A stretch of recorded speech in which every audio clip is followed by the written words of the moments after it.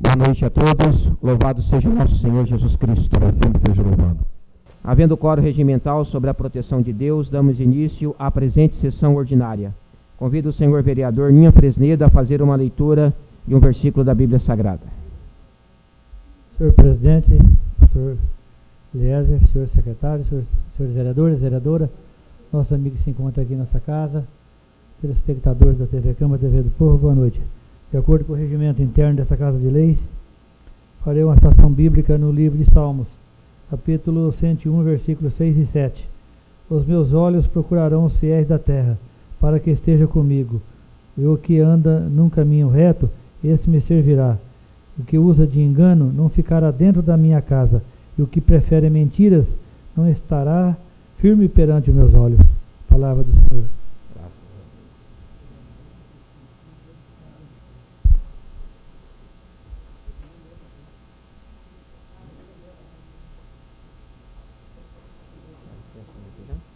Só ler aqui.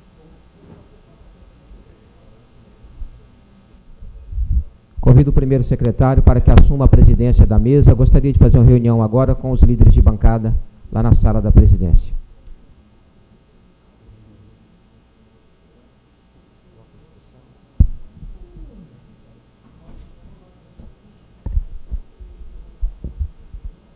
Coloco em discussão as atas das sessões camarárias do dia 13 de maio de 2019. Não havendo retificações ou impugnações, consideramos as mesmas aprovadas. Solicito ao secretário que proceda à leitura dos expedientes recebidos de diversos. Do SESCOM de Tupã, resposta à indicação de autoria do vereador Alexandre Escombate, do Centro de Atenção Psicossocial, convite para atividades relativas ao Dia Nacional da Luta Antimanicomial.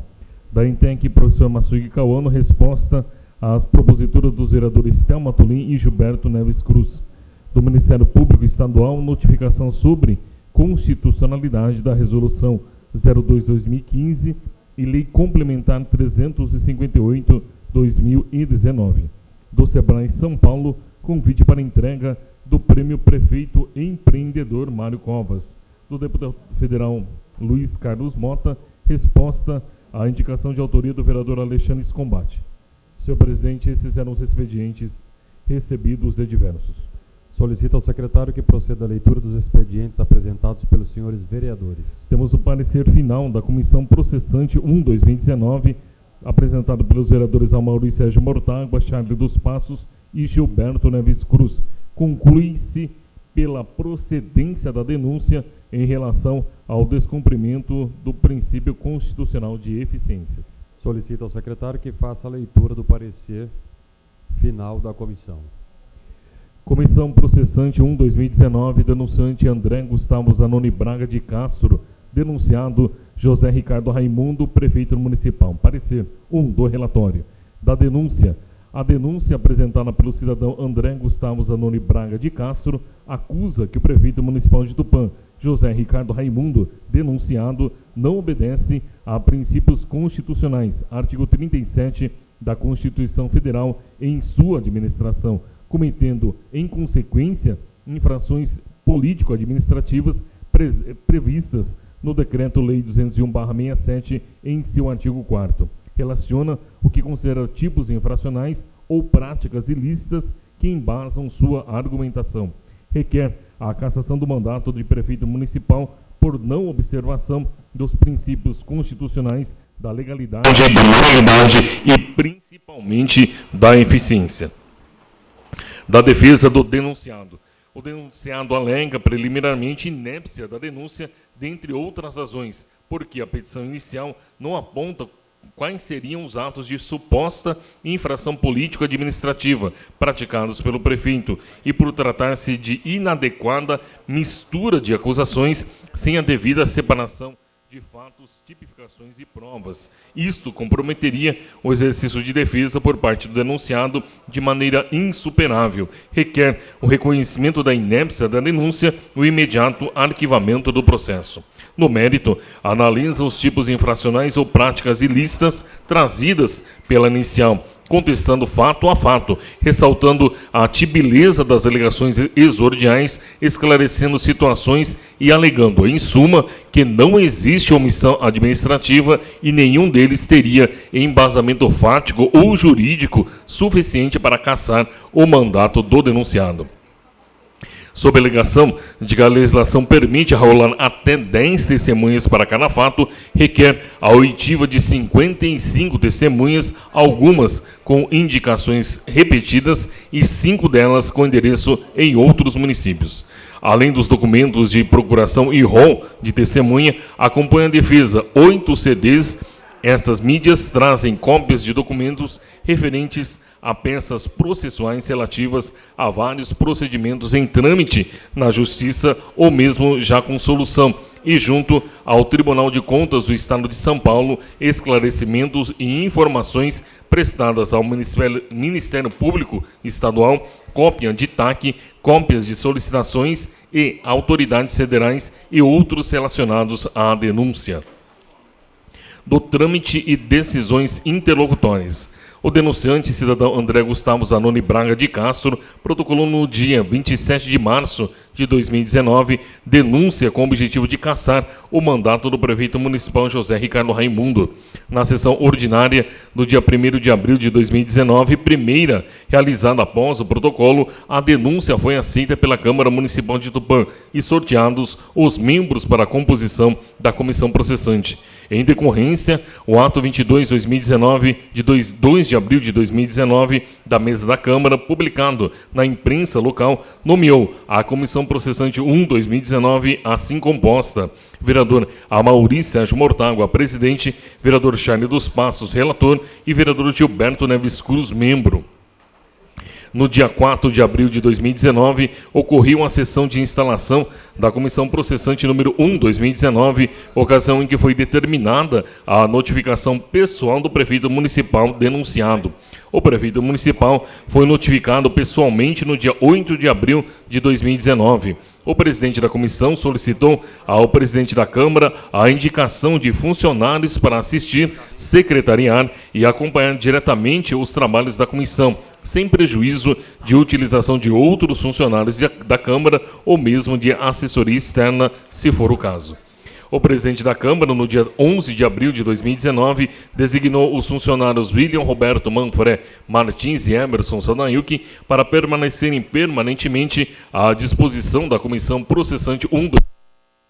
Em 16 de abril de 2019, o denunciado protocolou pedido junto a esta Comissão Processante 1/2019, solicitando esclarecimentos sobre contagem de prazo para a apresentação de sua defesa e prorrogação de mencionado prazo. O presidente da comissão despachou, acatando as razões do primeiro, definindo o pedido do denunciado para que seu prazo de entrega da defesa se contasse dentro das normas do Código Civil em vigor e indeferindo o pedido de prorrogação de prazo fixado em lei de 10 dias para a apresentação da defesa por falta de previsão legal. Por despacho do presidente da comissão, datado de 23 de abril de 2019, foi designada a realização da reunião da Comissão Processante 1/2019 para o dia 29 de abril de 2019, às 9 horas, para análise dos fatos e da defesa e emissão de parecer opinando pelo prosseguimento ou arquivamento da denúncia. Deste ato, o denunciado foi intimado no dia 23 de abril de 2019, às 11 horas e 36 minutos. O denunciante foi comunicado no dia 23 de abril de 2019, às 17 horas e 10 minutos, o vereador relator no dia 24 de abril de 2019 e o vereador membro no dia 24 de abril de 2019, às 10 horas e 50 minutos. Em 24 de abril de 2019, às 16 horas e 24 minutos, o denunciado protocolou sua defesa, protocolo 1145/2019, contendo 37 páginas, acompanhada de procuração ad judícia, de rol de testemunhas em 13 páginas e com mídias atinentes aos fatos que discorrem da defesa. No mesmo dia, 24 de abril de 2019, às 16 horas e 33 minutos, o denunciado protocolou protocolo 1146/2019, requerimento para adiamento da reunião designada para o dia 29 de abril de 2019, alegando ter compromisso anteriormente agendado, juntando 3 páginas de comprovação de sua alegação. Por despacho datado de 25 de abril de 2019, o presidente da Comissão Processante 1/2019, vereador Amaury Mortágua, indeferiu o pedido de adiamento, vez que a presença do denunciado em mencionada reunião não é obrigatória, podendo, se assim o desejar, fazer-se representar por seus procuradores ou até mesmo por advogado que vier a nomear para tal ato. Deste despacho, o denunciado foi intimado em 25 de abril de 2019, às 12 horas. A Secretaria Legislativa Jurídica, em resposta ao questionamento do presidente da Comissão Processante 1/2019, protocolou em 24 de abril de 2019 parecer no qual conclui que, de acordo com disposição expressa do Regimento Interno da Câmara, parágrafo 2º do artigo 274, os prazos estabelecidos às comissões processantes terão seu curso normal durante o recesso legislativo. Por determinação do presidente da comissão, no dia 25 de abril de 2019, foram encaminhadas aos vereadores membros desta Comissão Processante 1/2019 cópias da defesa apresentada pelo denunciado, acompanhada de documentos que a instruíram e de um pendrive contendo as mídias que vieram com a defesa, para análise e embasamento da emissão do parecer opinando pelo prosseguimento ou arquivamento da denúncia na reunião designada para o 29 de abril de 2019. Em 26 de abril de 2019, sob o número 1167/2019, foram protocolados documentos pelo cidadão Marco Antônio de Barros, solicitando que, na condição de amicus curiae, fossem anexados aos autos desta denúncia documento comprovando sua condição de cidadão e eleitor, cópias de documentos e dados sobre o combate de controle da dengue e cópia da representação que apresentou junto à Promotoria da Saúde Pública da Comarca de Tupã. O presidente da comissão, após análise, expediu despacho indeferindo o solicitado e determinando o desentranhamento dos documentos juntados por impossibilidade jurídica e processual de seu atendimento e incompatibilidade com o rito desta denúncia, além do que sua aceitação implicaria em desfocar o pedido inicial e comprometeria a celeridade do feito. Deste despacho, foram intimados o denunciado, o denunciante e o requerente. No dia 29 de abril de 2019, segunda-feira, na sala das sessões da Câmara, foi realizada a reunião da comissão processante com a presença do denunciante, do denunciado, de vereadores, assessores e público, na qual a comissão processante, por maioria de votos, após a análise dos termos da peça inicial da defesa apresentada e dos documentos que compõem o procedimento, opinou pelo prosseguimento da denúncia, iniciando-se a instrução. Nesta reunião, foram indeferidos os pedidos preliminares da defesa de inépcia da denúncia, porque ela preenche os requisitos legais e não se vislumbrou que a mesma crie dificuldades para a defesa. O pedido da oitiva de 55 testemunhas formulado pelo denunciado também foi indeferido por falta de amparo legal, determinando-se a intimação das 10 primeiras da lista apresentada pela defesa, concedendo-lhe, todavia, o direito de substituí-las por outras que estivesse na mencionada lista, desde que esta compareça à audiência, independente de intimação em que a substituída deveria depor. Na sessão, o presidente da comissão designa os dias para a realização das audiências de depoimento do denunciado e inquirição de testemunhas. De todos os atos, designações e decisões ocorridos nesta sessão, saíram convocados, cientificados e intimados os membros da comissão, o denunciado, o denunciante e todos os presentes na forma da legislação em vigor. No dia 2 de maio de 2019, quinta-feira, às 14 horas, na sala das comissões desta Câmara, foi realizada a sessão de audiência destinada ao depoimento do denunciado, na qual foi apresentado documentos informando sua ausência e requerendo que depusesse após todas as testemunhas, com fulcro na legislação penal, e solicitando a redesignação de interrogatório para o final da instrução. A comissão processante, por unanimidade, indeferiu o pedido com base no inciso 2º do artigo 106b do Regimento Interno e de dispositivo semelhante do Decreto-Lei 201/1967, que determinam a ordem dos fatos, trazendo em primeiro lugar o depoimento do denunciado, depois a inquirição de testemunhas. O denunciado foi considerado como ausente da sessão em que deveria depor, para a qual foi devidamente intimado. No dia 3 de maio de 2019, sexta-feira, às 14 horas, na sala das comissões desta Câmara, foi realizada a audiência de oitiva de testemunhas. Foram intimadas para esta sessão as testemunhas indicadas pela defesa do prefeito: Renato Aparecido Teixeira, Silas Reinato Ferrão, Fábio Evano Porceni, Sérgio Luiz Polizer e Cláudio Roberto Cagliares Opolato.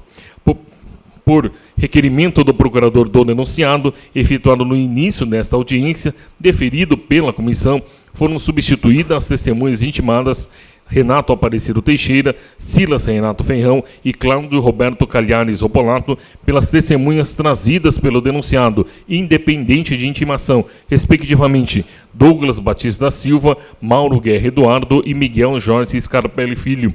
Deferidas as substituições nos termos da decisão anterior da comissão, passou-se a oitiva das testemunhas presentes na ordem que foi requerida nesta sessão pelo procurador do denunciado, a saber, Douglas Batista da Silva, Mauro Guerra Eduardo, Sérgio Luiz Polizer, Miguel Jorge Scarpelli Filho e Fábio Evano Porceni, cujos depoimentos foram gravados em vídeo e posteriormente anexados aos autos.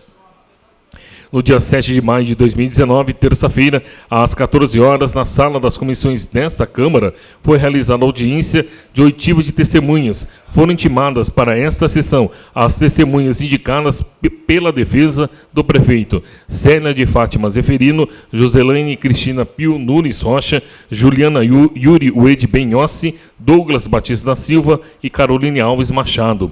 Por requerimento do procurador do denunciado, efetuado no início desta audiência, foram substituídas as testemunhas intimadas Célia de Fátima Zeferino, Joselaine Cristina Pio Nunes Rocha, Douglas Batista da Silva e Caroline Alves Machado, pelas testemunhas trazidas pelo denunciado, independente de intimação, respectivamente Cristiano Raimundo Botarelli, Tomás Gomes e Valentim César Bijeski, e por Reinaldo de Souza Augusto, que não está presente, requerendo ao procurador do denunciado a intimação desta testemunha. Foram deferidas as substituições pleiteadas em relação à intimação às testemunhas que estão presentes, independente de intimação. Com relação à testemunha ausente, a comissão indeferiu pedido de intimação, porque já foram intimadas as 10 testemunhas que a legislação permite, e ficou decidido que o denunciado poderia substituí-las, desde que as substitutas comparecessem à audiência, independentemente de intimação da comissão. O procurador denunciado solicita, então, que a testemunha possa vir no dia seguinte, para a qual já há intimação, para a realização de mais uma audiência para inquirição de testemunha, o que foi deferido, determinando-se que a oitiva da testemunha Reinaldo de Souza Augusto ocorra no dia seguinte, independente de intimação, cabendo ao denunciado trazê-la para depor no dia seguinte, 8 de maio de 2019, às 14 horas, conforme já designado. Deferidas as substituições nos termos da decisão anterior da comissão, passou-se a oitiva das testemunhas presentes, na ordem em que foi requerida nesta sessão pelo procurador denunciado, a saber, Cristiano Raimundo Botarelli, Tomás Gomes, Juliana Yuri Uede Benhossi e Valentim César Bijeski, cujos depoimentos foram gravados em vídeo e posteriormente anexados aos autos. Nesta audiência, a Comissão Processante 1/2019 analisou todos os pedidos efetuados pelo denunciante em relação à produção de outras provas que o autor entendeu convenientes, sendo tais pedidos indeferidos por decisão unânime da comissão. Os pedidos do denunciado, depois de analisados um a um, conforme e na ordem constante no documento da defesa, de inquirição de 55 testemunhas, de solicitação de informações sobre fatos que indica, de informações para órgãos e autoridades municipais, estaduais e federais, de fatos que menciona e outros foram todos indeferidos por votação unânime dos membros da comissão processante. O denunciado, através de seu procurador, presente à audiência, é devidamente intimado dessas decisões. O relator, vereador Charles dos Passos, informa acerca de sentença judicial proferida no dia 6 de maio de 2019 em ação civil pública e requer a juntada ao procedimento como prova de cópia dessa decisão. Ação civil pública que determina ações de fazer para a Prefeitura em relação à atuação da administração pública municipal no combate à dengue e animais peçonhentos, o que foi deferido por unanimidade dos membros da comissão processante, entregando-se no ato cópia desta decisão judicial ao procurador do denunciado, intimando-o sobre a deferida juntada do documento judicial, sobre a qual se manifestou salientando que não havia sido publicada no Diário da Justiça Estadual e nem transitada em julgado. No dia 8 de maio de 2019, quarta-feira, às 14 horas, na sala das comissões desta Câmara, foi realizada a audiência no qual deveria depor a testemunha substituta Reinaldo de Souza Augusto. Ausente o denunciado, ausente seu procurador. A testemunha que deveria comparecer independente de intimação, visto que fora arrolada pelo denunciado para substituir testemunha devidamente intimada, também não compareceu. Foram reiterados o encerramento da instrução e a concessão de prazo de 5 dias para a apresentação de razões finais, dos quais o denunciado já fora devidamente intimado na audiência realizada no dia anterior. Foi designado o dia 17 de maio de 2019, às 9 horas, nesta Câmara Municipal, para a realização da sessão da comissão processante para emissão de parecer pela procedência ou improcedência das acusações da denúncia, ato para o qual os membros da comissão foram convocados e também devidamente intimados, o denunciado por seu representante legal. O denunciado apresenta suas razões finais no dia 15 de maio de 2019, às 16 horas e 17 minutos. Imediatamente são enviadas cópias dessas alegações finais a todos os membros da comissão para análise e respaldo de suas decisões, a serem apresentadas na sessão designada para o dia 17 de maio. As alegações finais reportam-se às razões trazidas no documento contestatório de defesa, reproduzindo inclusive literalmente os mesmos argumentos e considerações, bem como refazendo pedidos que já foram objeto de decisão por esta comissão processante e, finalmente, requerendo o julgamento da denúncia pela total improcedência em relação a todas as acusações nela veiculadas. 2. Do parecer. Instalado o procedimento, deve ser o curso normal, dentro dos prazos legais, com a observância e cumprimento da legislação que se aplica ao caso. Preliminares da defesa. As razões e pedidos preliminares formulados pela defesa, já indeferidos pela comissão, foram literalmente reiterados nas alegações finais. Não se pode perder de vista que este procedimento é administrativo, com regras amparadas por legislação específica, sem os rigores de um procedimento judicial, até porque sua iniciativa cabe a qualquer cidadão e exigir-se severo trâmite de formalismo jurídico ceifaria a possibilidade dessa iniciativa popular. Mesmo tratando-se de matéria já decidida, procedeu-se nova análise de seus termos, concluindo-se pela manutenção integral de todos os indeferimentos, posto que os pedidos e razões aventadas não possuem respaldo fático, jurídico ou legal para o seu deferimento. De fato, conforme o parecer exarado pela Secretaria Legislativa Jurídica desta Câmara Municipal, datado de 1º de abril de 2019, a denúncia preencheu todos os requisitos legais, logo, sem qualquer irregularidades, em relação às exigências para sua aceitação. Também não se verificou dificuldades para a defesa, que inclusive produziu extensa peça escrita e volumosa mídia de documentos. Desta forma, superada a análise de requisitos essenciais, é preciso salientar que a denúncia versa sobre possíveis infrações político-administrativas cometidas pelo denunciado, que ensejaria a cassação de seu mandato de prefeito municipal, pela inobservância e princípios do artigo 37 da Constituição Federal, notadamente da legalidade, moralidade e eficiência, que só a instrução e ampla análise do mérito tem um condão de embasar qualquer decisão a respeito. Prosseguimento da denúncia.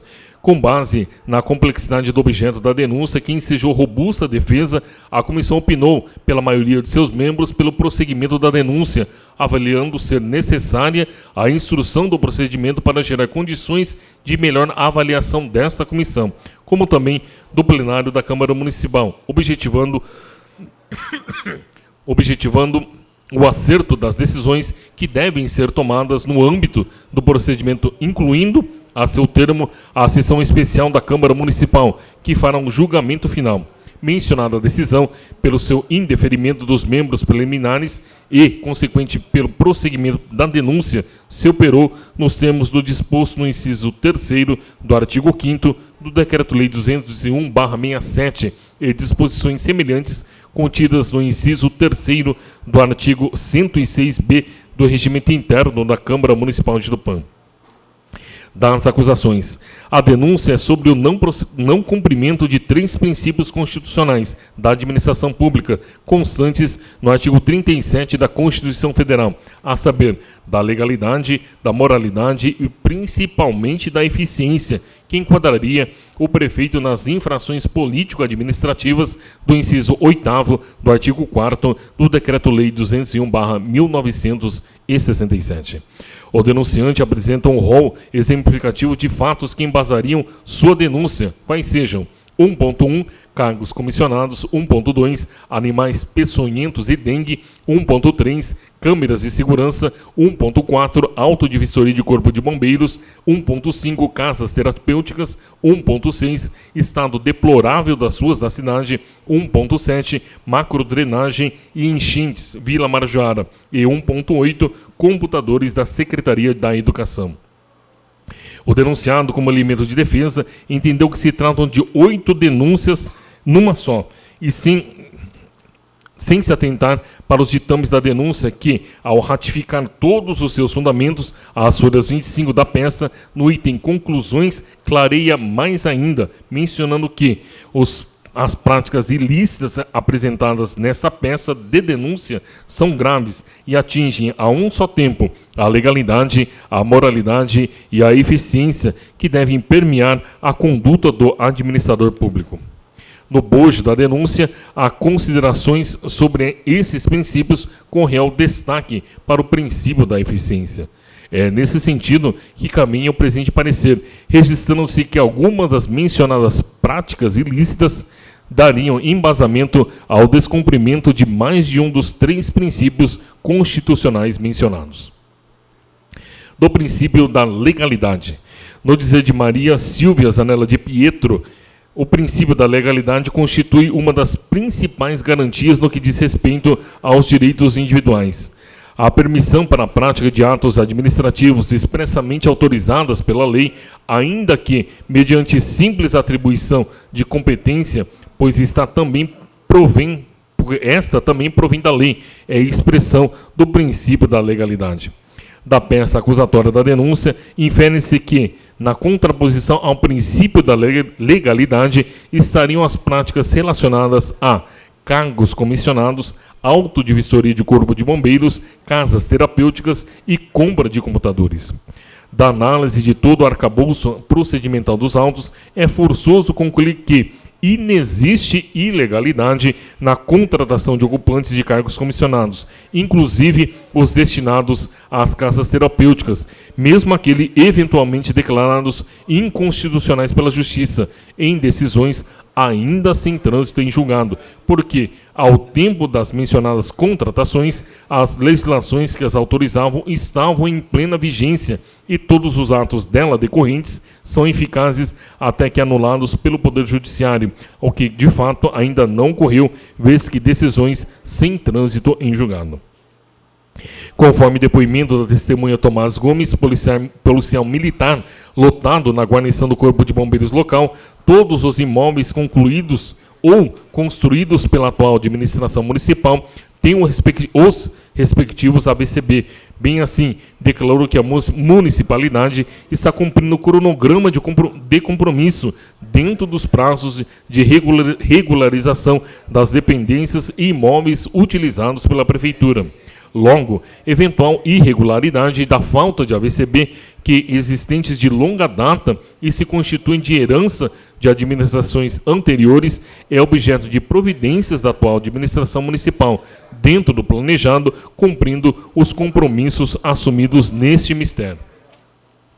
O descumprimento do princípio da legalidade também não pode ser aplicado aos casos de eventuais crimes nas casas terapêuticas, posto que cometidos por agentes públicos que prestam ou prestaram serviços à municipalidade. Logo, neste prisma da legalidade, não podem ser atribuídas ao denunciado. A acusação sobre a inobservância da lei na aquisição de computadores se revela frágil e mesmo a citação da possibilidade de abertura de inquérito civil sem comprovação do mesmo identificação de tal procedimento jurídico não pode se constituir em embasamento para tal enquadramento.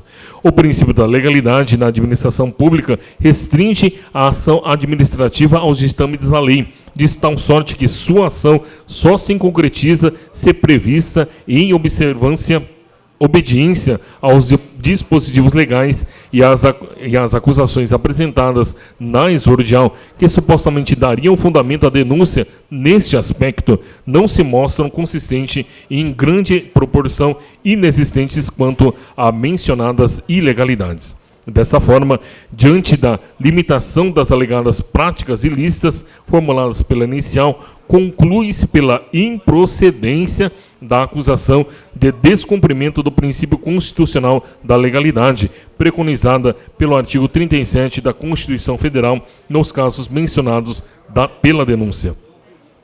O julgamento final desta acusação cabe ao plenário na forma do estabelecido pelo artigo 4º do Decreto-Lei 201/1967.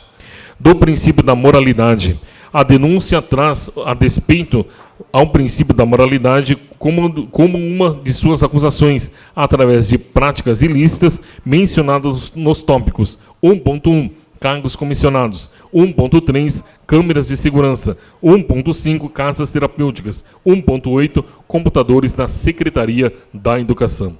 A moralidade na administração pública, elevada a princípio constitucional, tem em Eli Lopes Meirelles sua conceituação mais utilizada nos meios jurídicos. O agente administrativo, como ser humano dotado de capacidade de atuar, deve necessariamente distinguir o bem do mal, o honesto do desonesto.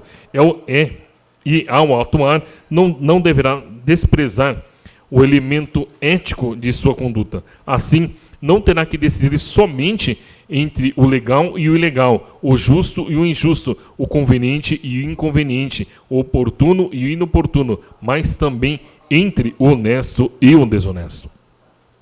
Com relação à contratação de pessoal para o serviço público, as práticas mais usuais que agridem o princípio da moralidade na doutrina ou na jurisprudência dizem respeito à contratação excessiva de cargos em comissão, ao nepotismo, à terceirização de serviços eminentemente públicos e à contratação de pessoal fora das excepcionalidades previstas em lei.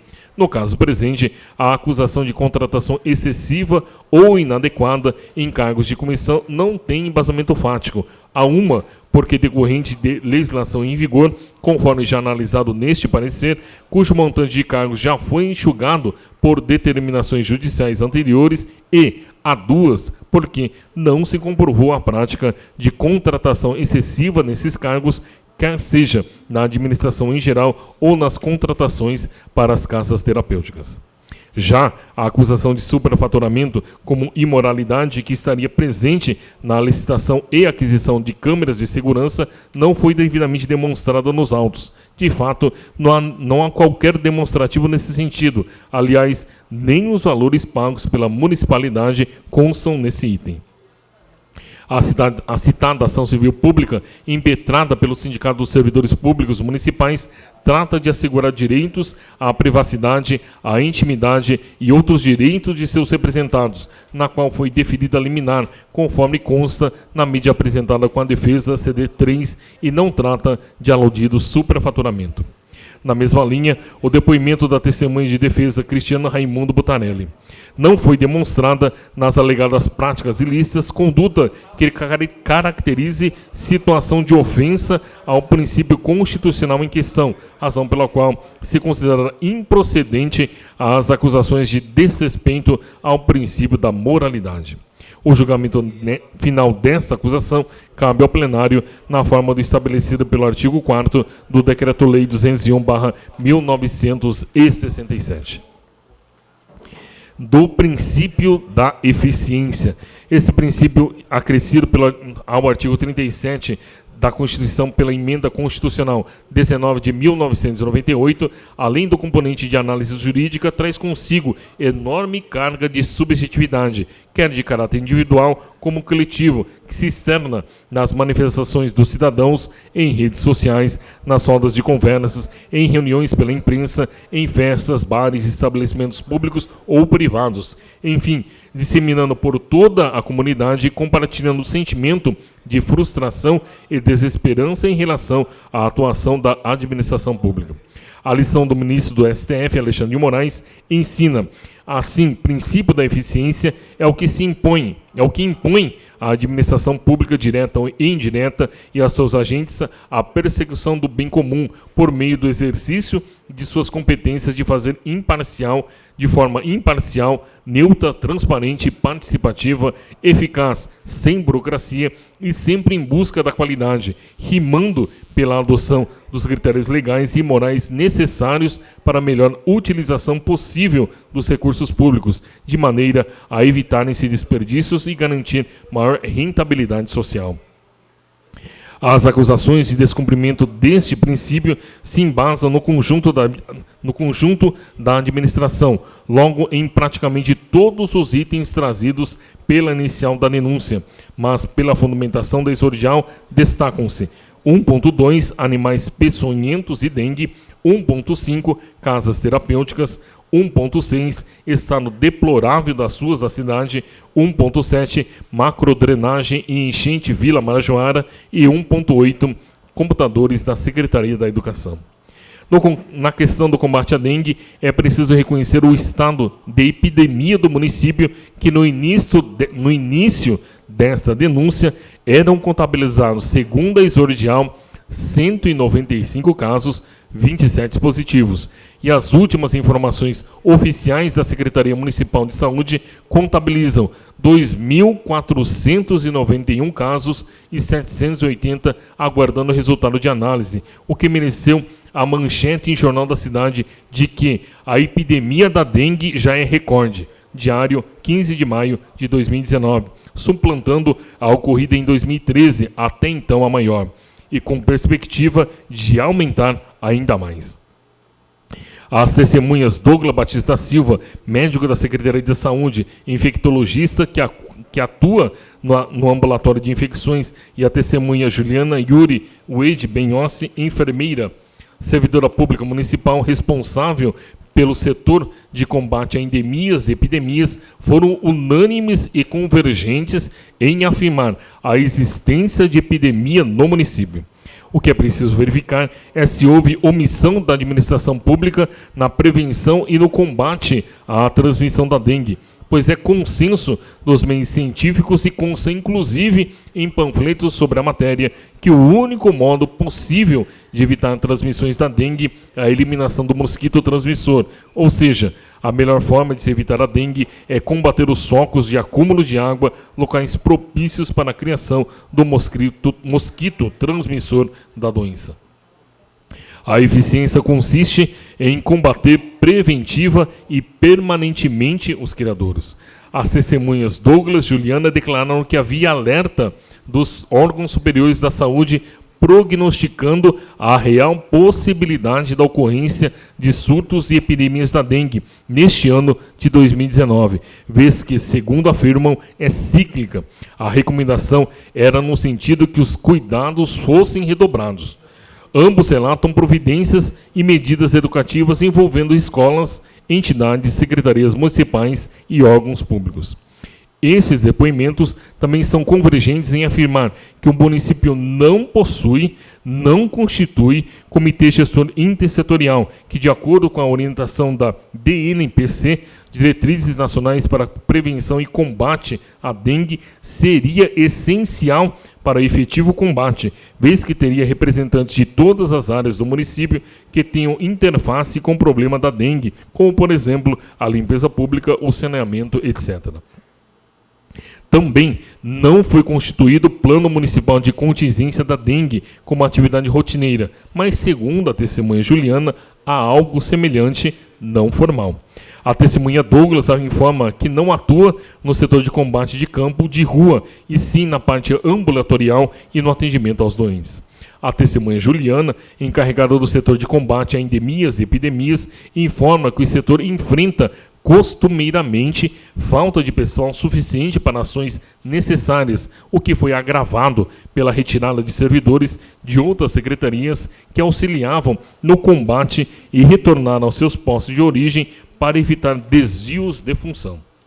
Apesar dos prognósticos dos órgãos de saúde das esferas estadual e federal, a testemunha informa que não houve intensificação generalizada dos trabalhos como forma de atuação, mas por opção em relação das limitações, houve intensificação em pontos estratégicos de ocorrência de maior intensidade de focos e criadouros como forma de conduta do setor.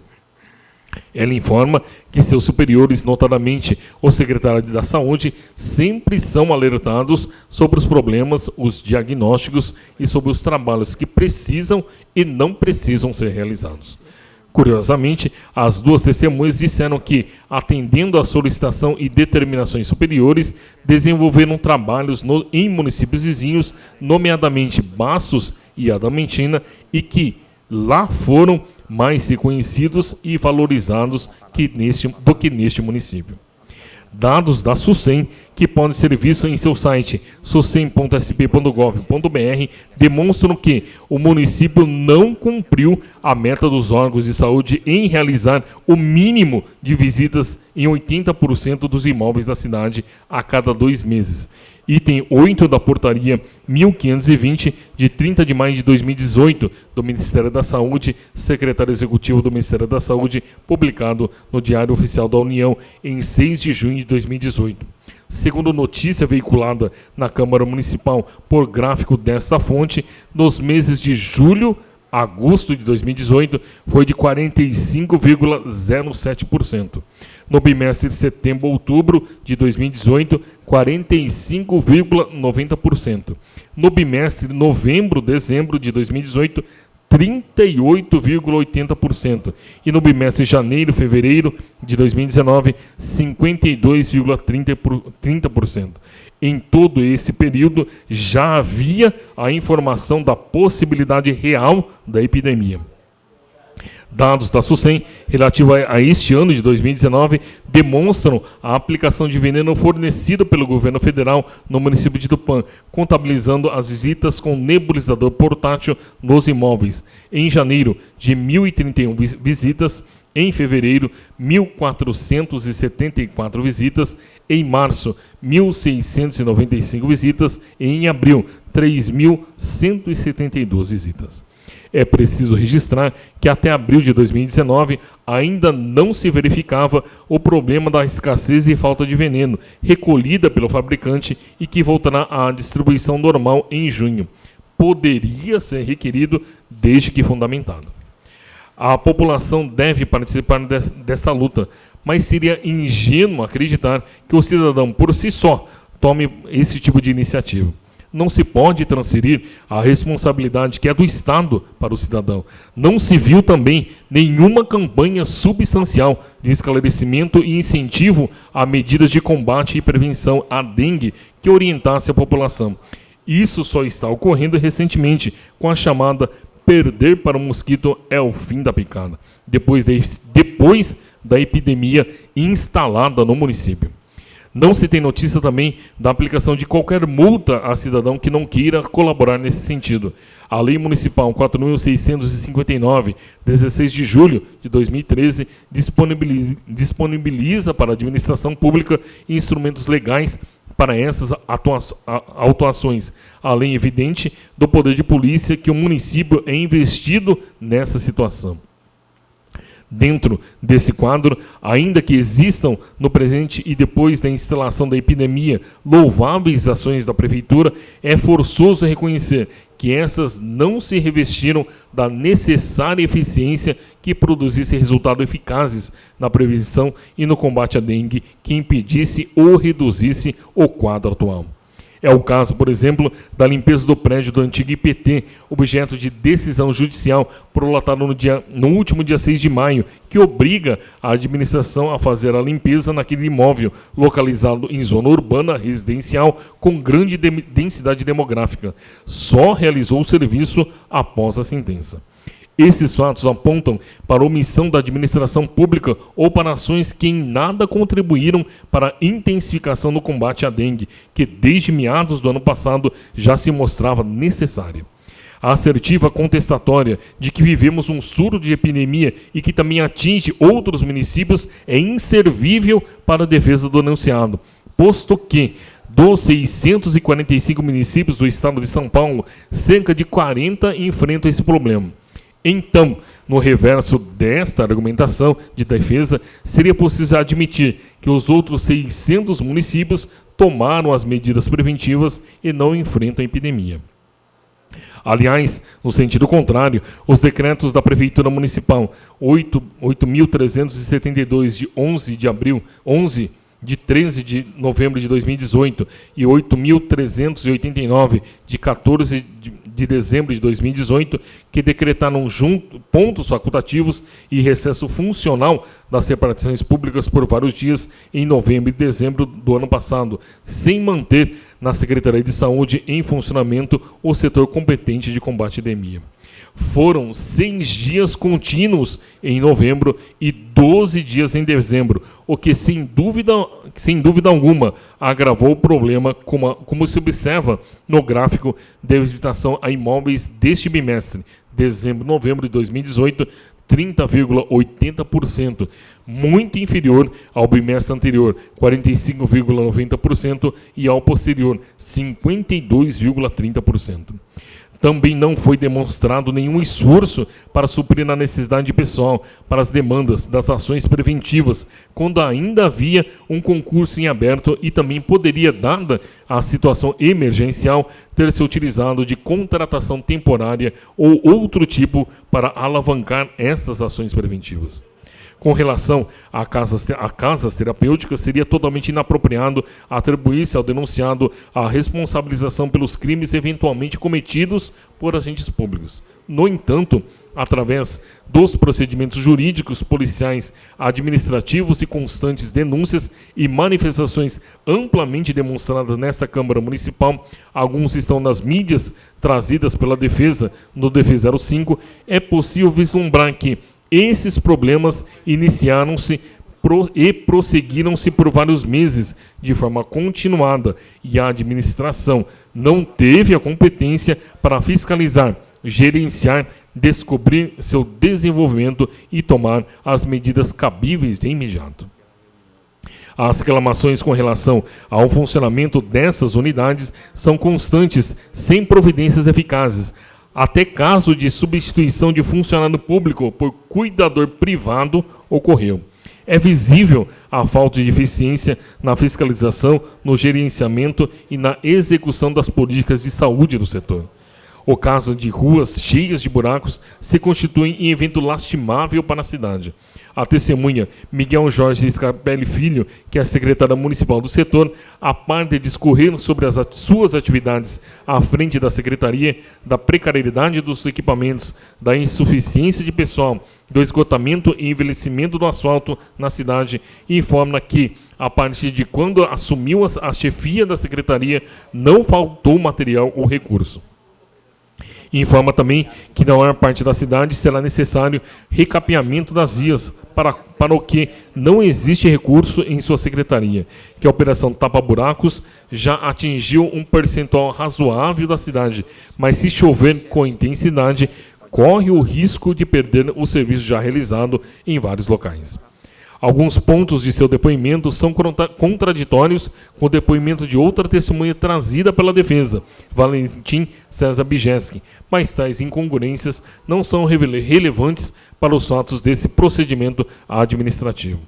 Evidencia-se, no entanto, que o serviço de tapa-buracos preconizado como necessário e no dizer da contestação item 11, realizado continuadamente, não vinha sendo executado como devia, e pelo depoimento técnico das testemunhas, esse serviço permanente, ainda que paliativo, é, no dizer também da contestação, uma alternativa viável para diminuir o problema e assegurar ao menos a segurança do sistema viário. O resultado da falta desse serviço eficiente no setor, principalmente num período que antecede a estação de chuvas, desembocou na situação caótica em que se encontram as vias urbanas do município.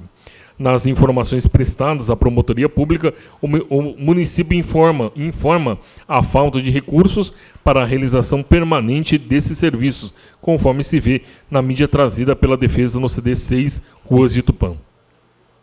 Em relação às alegadas práticas ilícitas relativas à macrodrenagem e enchentes na Vila Marajoara, tem-se que a ocorrência da enchente é incontroversa, com todas as suas nefastas consequências aos moradores daquele bairro. É fato que choveu intensamente, muito além de qualquer previsão. Não se vai aqui discutir as polêmicas que envolvem as obras de macrodrenagem, paralisadas e com dois procedimentos judiciais em andamento, de muita complexidade. Até porque, na denúncia, a macrodrenagem é apenas citada como pano de fundo e originária da situação calamitosa, reconhecendo que o problema é antigo. A defesa dedicou todo um tópico para o assunto, item 12 da contestação. Também houve depoimentos de duas testemunhas técnicas no assunto, Miguel e Valentim, que discorreram longamente sobre a matéria. O que a denúncia questiona é que se as medidas tomadas após a ocorrência da enchente, independentemente de suas razões, foram as mais adequadas de ação eficaz ou houve omissão. Também é certo que a administração, através de várias secretarias, como testemunhado por Miguel Jorge Scarpelli Filho, empenhou-se no socorro e auxílio aos moradores de ajuda imediata aos cidadãos atingidos pela violência das águas. Louvem-se tais ações. Todavia, em situações anteriores semelhantes, a Prefeitura decretou situação de emergência nos pontos da cidade atingidos pela anormalidade, obtendo-se, em consequência, auxílio financeiro da Defesa Civil do Estado de São Paulo, com os quais realizou obras que socorreram às ocorrências e evitaram novas, como é no caso mais recentemente dos decretos do prefeito municipal da época, Decreto 7.112, de 8 de abril de 2013, e Decreto 7.762, de 25 de fevereiro de 2016. Não há notícias acerca da decretação desse estado no presente episódio. Já a questão dos computadores para a Secretaria de Educação, que conforme a denúncia, houve pregão presencial, que resultou na contratação de empresa no valor de mais de R$1 milhão, o Tribunal de Contas teria apontado a existência de improbidade administrativa na execução contratual, além de estarem em andamento procedimentos jurídicos no âmbito do Ministério Público Local. A contestação apresenta no CD8 a existência de 2 procedimentos jurídicos, um no âmbito do Ministério Público Estadual e outro no âmbito do Ministério Público Federal, e também procedimentos sobre o mesmo assunto no Tribunal de Contas do Estado. O Tribunal de Contas do Estado encontrou irregularidades nas especificações técnicas dos computadores adquiridos em relação ao edital, mas, segundo o técnico daquele tribunal, não comprometem a regularidade do processo licitatório. A testemunha Mauro Guerra Eduardo confirmou que todos os computadores já foram devidamente instalados. Não se verifica nesse item dos computadores afronta ao princípio da eficiência. De maneira geral, o que se observa é que, em larga escala, a administração pública só se move por determinação judiciária de obrigação de fazer. Além disso, em inúmeros casos, vejam-se as citações da exordial da denúncia e os CDs acostados pela contestação, existe a judicialização das ações do Executivo, o que ocorre na sua lacuna, omissão ou ação que aparenta irregularidade. Qualquer dessas justificativas convergem para a falta de eficiência da administração, ou no dizer de Celso de Mello, ofende o princípio da boa administração. De fato, o resumo do constitucionalista Celso Antônio Bandeira de Mello sobre a conceituação do princípio da eficiência é muito pertinente nesse caso. Finalmente, anote-se que este princípio da eficiência é uma faceta de um princípio mais amplo, já superiormente tratado, de há muito no direito italiano, o princípio da boa administração. O poder público deve demonstrar de forma clara que suas ações ou omissões não causam prejuízo à população. A maioria das anunciadas práticas ilícitas apresentadas pela denúncia neste tópico, como embasadoras da falta de eficiência da administração chefiada pelo denunciado, convergem para algum tipo de prejuízo à população. Destante, conclui-se pela procedência da denúncia em relação ao descumprimento do princípio constitucional da eficiência. A procedência desta acusação sujeita as práticas do denunciado ao julgamento pela Câmara, que podem ser sancionadas ou não com a cassação do mandato do prefeito, por infração político-administrativa do inciso 8º do artigo 4º do Decreto-Lei 201/1967, ao plenário cabe esta decisão.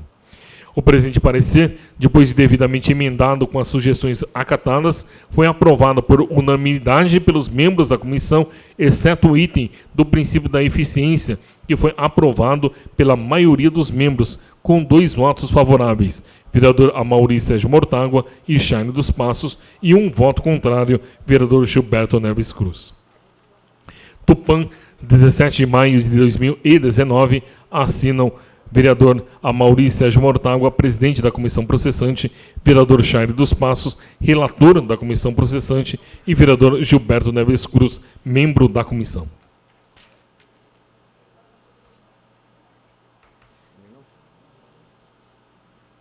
Após a leitura do relatório, eu gostaria de anunciar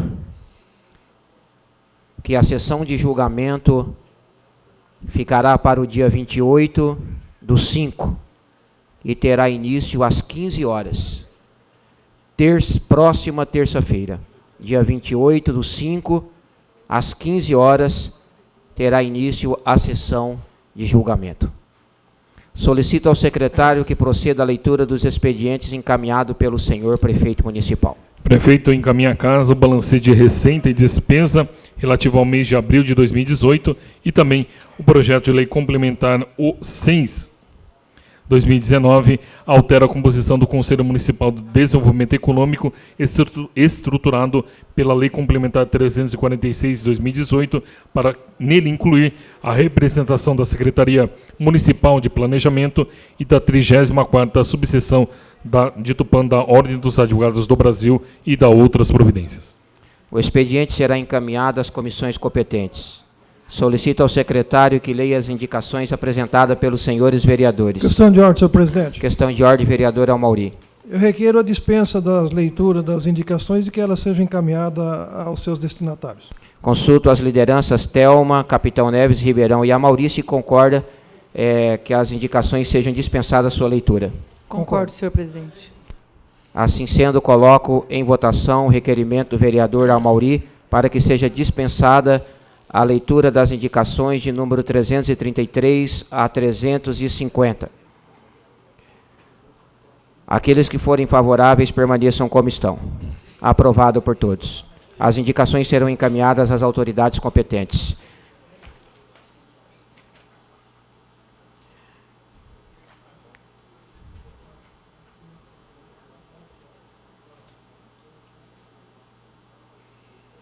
Indago ao secretário se há inscrições para a tribuna livre. Não há, senhor presidente. Não havendo inscrições para pronunciamentos na tribuna livre, solicito ao secretário que proceda à leitura das moções apresentadas pelos senhores vereadores. De autoria do vereador Gilberto Neves Cruz, moção 185/2019, manifesta congratulações à atleta tubaense Anne Mosini por ter se sagrado campeã paulista de fisiculturismo top 1. Em discussão, a moção de número 185 de 2019, de autoria do vereador Gilberto Neves Cruz. Ninguém querendo discutir, colocamos em votação. Os que forem favoráveis permaneçam como estão. Aprovada por todos. De iniciativa dos vereadores Eduardo Aquirida Mitsu e Alexandre Escombate, a moção 186/2019 manifesta congratulações à atleta Alana Martins Maldonado pela conquista da medalha de prata no Grand Prix de Baku 2019 de judô paralímpico no dia 14 de maio no Azerbaijão. Em discussão, a moção de número 186, de autoria dos vereadores Eduardo Aquirida Mitsu e Alexandre Escombate. Ninguém querendo discutir, colocamos em votação. Os que forem favoráveis permaneçam como estão. Aprovada por todos. Moção 187/2019, de autoria do vereador Eduardo Aquirida Mitsu, manifesta congratulações às faculdades FACAT pela realização da primeira semana acadêmica interdisciplinar realizada de 13 a 17 de maio de 2019. Em discussão, a moção de número 187/2019, de autoria do vereador Eduardo Aquirida Mitsu. Ninguém querendo discutir, colocamos em votação. Os que forem favoráveis permaneçam como estão. Aprovada por todos. De autoria dos vereadores Eduardo Aquirida Mitsu e Renan Vitor Pontelli, moção de número 188/2019, manifesta pesar pelo falecimento da senhora Silvia Regina Ribeiro Guimarães. Em discussão, a moção de número 188, de autoria dos vereadores Eduardo Aquirida Mitsu e Renan Victor Pontelli. Ninguém querendo discutir, colocamos em votação. Os que forem favoráveis permaneçam como estão. Aprovada por todos. Moção número 189/2019, de autoria do vereador Gilberto Neves Cruz, manifesta congratulações pelo Dia do Assistente Social comemorado no dia 15 de maio. Em discussão, a moção de número 189, de autoria do vereador Gilberto Neves Cruz. Ninguém querendo discutir, colocamos em votação.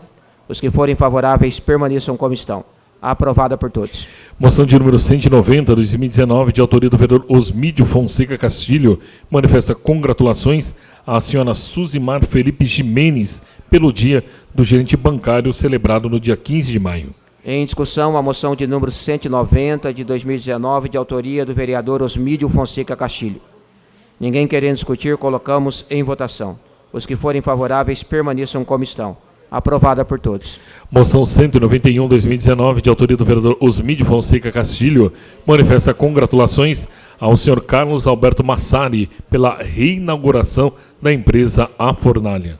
Em discussão, a moção de número 191, de autoria do vereador Osmídio Fonseca Castilho. Ninguém querendo discutir, colocamos em votação. Os que forem favoráveis permaneçam como estão. Aprovada por todos. Moção 192/2019, de iniciativa do vereador Gilberto Neves Cruz, manifesta pesar em razão do falecimento do senhor José Antônio Parra Gomes. Questão de ordem, senhor presidente. Questão de Gostaria ordem. de, no final, nós fazermos um minuto de silêncio, tendo em vista essa passagem e mais da senhora Maria Neuroci Raimundo de Oliveira, Armerino Segura Martins, Maria do Carmo Francelino, se for possível, ao término das moções. Assim será feito. Questão de ordem, senhor presidente. Questão de ordem, vereadora Thelma. Solicito ao autor a permissão para subscrever. Em discussão, a moção de número 192 de 2019, de autoria do vereador Gilberto Neves Cruz. Ninguém querendo discutir, colocamos em votação. Se forem favoráveis, permaneçam como estão. Aprovada por todos. Moção 193, 2019, de autoria da vereadora Thelma Tulim, manifesta apoio ao projeto de lei 651 de 2019 do deputado estadual Carlos César da Silva, que institui o Programa Estadual de Incentivo à Contratação de Jovens Tutelados no Mercado de Trabalho. Em discussão, a moção de número 193 de 2019, de autoria da vereadora Thelma Tulim. Ninguém querendo discutir, colocamos em votação. Os que forem favoráveis permaneçam como estão. Aprovada por todos. Moção 194, 2019, de autoria do vereador Osmídio Fonseca Castilho, manifesta congratulações à FADAP, Faculdade de Direito da Alta Paulista, em especial aos alunos pelo Dia dos Acadêmicos do curso de Direito, celebrado no dia 19 de maio. Em discussão, a moção de número 194 de 2019, de autoria do vereador Osmídio Fonseca Castilho.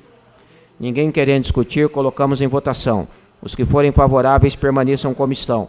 Aprovada por todos. De autoria da vereadora Thelma Tulim, moção 195, 2019, manifesta congratulações ao Programa de Proteção e Defesa do Consumidor PROCON, SP, em razão dos 43 anos de atuação pela defesa do consumidor, completados em maio deste ano.